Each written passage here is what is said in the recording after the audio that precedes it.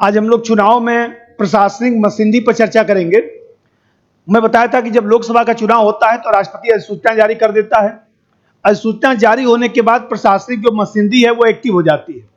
और यहाँ पे ध्यान रखना है कि सबसे जो ऊपरी शिखर है चुनाव आयोग का, उसमें मैं बताया कि एक जो है चीफ इलेक्शन कमिश्नर होता है और दो जो है अदर इलेक्शन कमिश्नर होते हैं, और तीनों लोगों की भूमिका जो है बराबर होती है। मतलब कि यहाँ पर तीनों लोग मिलकर निर्णय लेते हैं। यदि कोई निर्णय सर्वसम्मति से नहीं होता है तो बहुमत से होता है, और जो दो लोग मानेंगे वही निर्णय लिया जाएगा।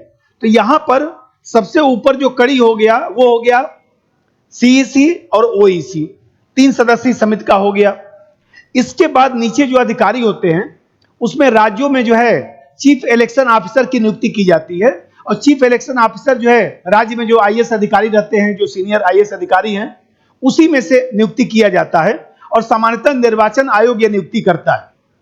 अब इसके बाद जिले में जो है, यदि मान लीजिए किसी जिले में जो है 2 लोकसभा की सीट है, तो वहां पर तो जो है एक तो जो है जो डीएम है वो डिस्ट्रिक्ट इलेक्शन ऑफिसर होता है, जिला निर्वाचन अधिकारी होता है।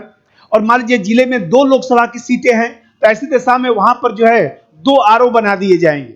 एक जो है डीएम बना दिया जाएगा, दूसरा किसी अन्य अधिकारी को बना दिया जाएगा।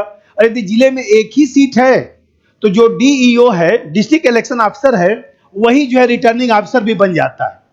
अब यहां जो रिटर्निंग ऑफिसर है वो पूरे निर्वाचन क्षेत्र का जो अधिकारी होता है, और चुनाव में सबसे महत्वपूर्ण भूमिका जो है निर्वाचन अधिकारी की होती है, रिटर्निंग ऑफिसर की होती है।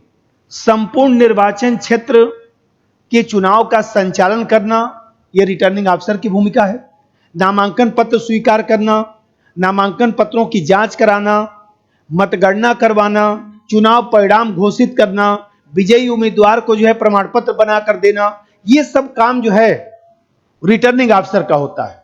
तो मैं बताया कि सबसे ऊपरी शिखर हो गया चुनाव आयोग, उसके बाद हो गया चीफ इलेक्शन ऑफिसर, उसके नीचे हो गया डीईओ, जिसे आप आरओ भी कह सकते हैं, रिटर्निंग ऑफिसर कह सकते हैं। और रिटर्निंग ऑफिसर की सहायता के लिए जो है अनेक जो है एआरओ बनाए जाते हैं, असिस्टेंट रिटर्निंग ऑफिसर बनाए जाते हैं। इसके नीचे जो कड़ी होती है उसको जोनल मजिस्ट्रेट कहते हैं, और जोनल मजिस्ट्रेट के नीचे जो है सेक्टर मजिस्ट्रेट होता है, और सेक्टर मजिस्ट्रेट के नीचे जो है पीठासीन अधिकारी होता है, प्रिसाइडिंग ऑफिसर होता है। तो प्रिसाइडिंग ऑफिसर यहां महत्वपूर्ण है, क्योंकि एक बूथ का जो अधिकारी है उसको हम लोग प्रिसाइडिंग ऑफिसर कहते हैं। और यहां पर प्रिसाइडिंग ऑफिसर की सहायता के लिए 3 जो है वो मतदान अधिकारी बनाए जाते हैं, पोलिंग ऑफिसर बनाए जाते हैं। इसका मतलब किसी बूथ पर आपको 4 अधिकारी दिखाई देंगे।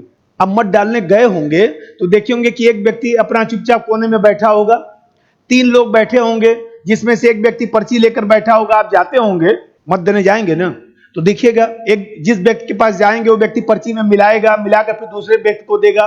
तो ये पहला जो व्यक्ति है वो मतदान अधिकारी प्रथम हो गया। इसके बाद दूसरे व्यक्ति के पास जाएंगे तो सिग्नेचर कराएगा, सिग्नेचर कराने के बाद तीसरे व्यक्ति के पास जाएंगे तो आपके जो है उंगली में स्याही लगाएगा, तो तीसरा व्यक्ति हो गया। इस तरह से 3 लोग जो है, 3 मतदान अधिकारी जो उसकी सहायता में लगे रहते हैं। तो इसका मतलब कि बूथ पर जो है पीठासीन अधिकारी हो गया, और उसकी सहायता के लिए 3 जो है मतदान अधिकारी हो गए। तो ये तो पूरी कड़ी चलती है। अब यहां पर ध्यान रखना है कि एक ऑब्जर्वर की नियुक्ति की जाती है। तो पहले 1996 से पहले ऑब्जर्वर की नियुक्ति नहीं होती थी। जनप्रतिनिधित्व कानून में जो है 1996 में यह प्रावधान ऑब्जर्वर का जोड़ा गया, जिससे स्वतंत्र और स्वायत्त चुनाव की व्यवस्था हो सके।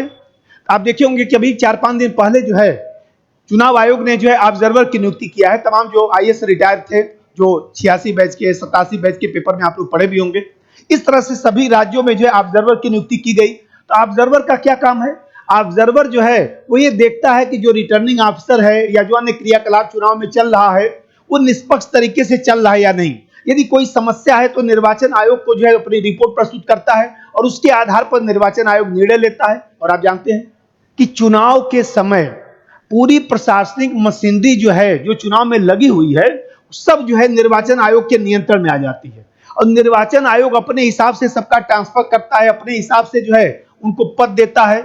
और मैं बताया कि जितनी भी नियुक्ति होती है, चाहे डिस्ट्रिक्ट इलेक्शन ऑफिसर की नियुक्ति हो, मतलब कि आरओ की नियुक्ति हो, क्योंकि डिस्ट्रिक्ट इलेक्शन ऑफिसर और आरओ लगभग बराबर का बात है, क्योंकि जिले में एक ही सीट सामान्यतः होती है, तो डीएम को ही जो है आरओ बना दिया जाता है। अब फिर इसके बाद एआरओ की नियुक्ति होती है, जोनल मजिस्ट्रेट की नियुक्ति होती है, सेक्टर मजिस्ट्रेट की नियुक्ति होती है, फिर पीठासीन अधिकारी की नियुक्ति होती है। तो यहाँ पर ध्यान रखना है कि आरओ और एआरओ की नियुक्ति निर्वाचन आयोग करता है। अब निर्वाचन आयोग की सलाह पर जोनल मजिस्ट्रेट, सेक्टर मजिस्ट्रेट, पीठासीन अधिकारी, इसकी नियुक्ति जो है डीएम करता है। अब यहाँ पे एक चीज ध्यान रखना है कि मैं बताया कि आरओ सबसे महत्वपूर्ण अधिकारी है, रिटर्निंग ऑफिसर सबसे महत्वपूर्ण अधिकारी है।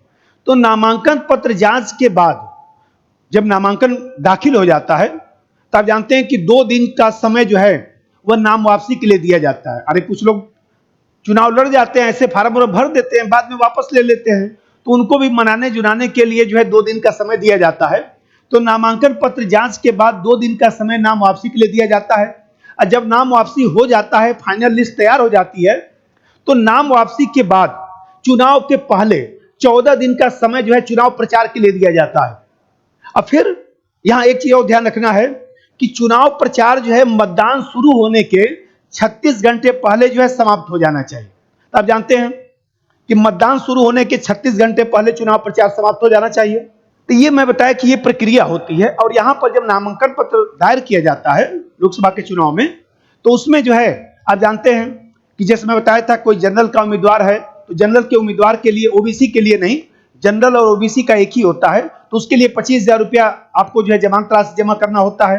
कोई एससी एसटी का कैंडिडेट है, उसके लिए जो है 12,500 रुपया जमानत राशि जमा करनी होती है। जमानत राशि का मतलब होता है कि भाई आप जो वैध मत पड़ा है उसका 6वां हिस्सा यदि प्राप्त नहीं कर पाते हैं तो आपकी जमानत राशि जब्त हो जाएगी, मतलब वो पैसा आपको वापस नहीं मिलेगा।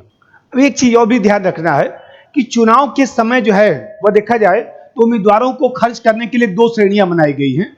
सामान्य रूप से 95 लाख रुपए जो है एक उम्मीदवार खर्च कर सकता है। जो नामांकन पत्र दायर किया है वो 95 लाख रुपया खर्च कर सकता है।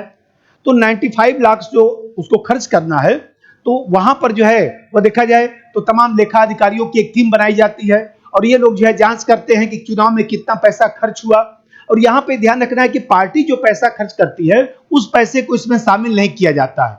और जब चुनाव पूरा संपन्न हो जाता है उसके बाद जो है वो लिस्ट मांगी जाती है कि भाई कोई ऐसा तो नहीं कि जो है जो लिमिट तय किया गया है 95 लाख, छोटे राज्यों में जो है उसे 75 लाख रखा गया है, अरुणाचल प्रदेश, त्रिपुरा, इस तरह के राज्यों में उसे 75 लाख रखा गया, लेकिन सामान्य रूप से बड़े राज्यों में 95 लाख रुपया रखा गया है। एक तो इस चीज का ध्यान रखना पड़ता है। तो मैंने आपको बताया कि चुनाव प्रक्रिया में जो अधिकारी हैं उसमें जो है अधिकारियों की नियुक्ति कैसे होती है, कहां कहां पर कौन कौन से अधिकारी होते हैं। अब जैसे मैं बता रहा था कि आरओ की सहायता के लिए, रिटर्निंग ऑफिसर की सहायता के लिए एआरओ होते हैं, एआरओ की सहायता के लिए जोनल मजिस्ट्रेट बनाए जाते हैं, जोनल मजिस्ट्रेट की सहायता के लिए सेक्टर मजिस्ट्रेट बनाए जाते हैं, और बूथ का जो इंचार्ज है वो पीठासीन अधिकारी होता है और उसकी सहायता के लिए 3 जो है मतदान अधिकारी बनाए जाते हैं। और इस तरह से पूरे जो है चुनाव में प्रशासनिक अधिकारियों की भूमिका होती है। फिर हम लोग अगले वीडियो में जो है किसी अन्य मुद्दे को लेकर मिलते हैं और सभी लोगों का धन्यवाद।